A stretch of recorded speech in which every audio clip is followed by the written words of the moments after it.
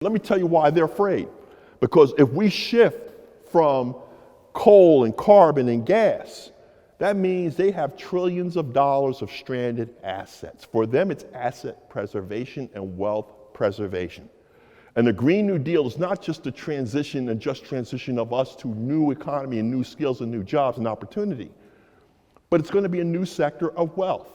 And do we turn that over to the folks who are right now running the dirty deal? Because that's what they're doing. They're trying to buy time so that they can cob together their vision of a Green New Deal and still make a pocket. Because why? As government's thinking about it, big money is on the table. It's about how do we keep the democracy so that we're not crowded out from the table. So when that conversation about serious money happens, we want to make sure the community, those who voted for that local government or county government, state government or federal government, that they have that first crack at those budgets, those jobs. And they're trying to buy time so they can get all of that. They want a monopoly of all that big government investment. That's how their families made their wealth back in the day. And what's left on the table is crumbs, and that's where you'll be arguing with and blaming immigrants and everybody else and fighting over the crumbs that are left over the table by the time you wake up. And they try to scare you and saying what we can and can't afford. You notice how they quickly afford $2 trillion for their tax break, right? But when we talk about universal health care or whatever, how are you going to pay for it? Because again, they're hoping and they're shifting in an unfair level a model that you just don't understand.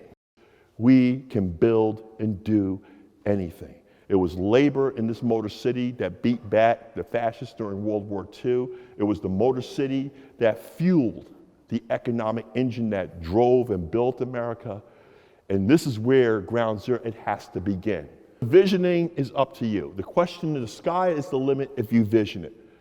If you're waiting for the 1% to give you a job, if you're waiting for the 1% to give you a miracle and give you that legislation, it'll be a wait in vain. And by that time, the planet will be at beyond the tipping point, and our next generations will not ever even have the opportunity to dream or share this vision. Living wages and living jobs on a living planet. These things must be intersectional, and we must transcend those barriers that keep us apart, but come together, as I say, to be that voice, to say, this is what we want.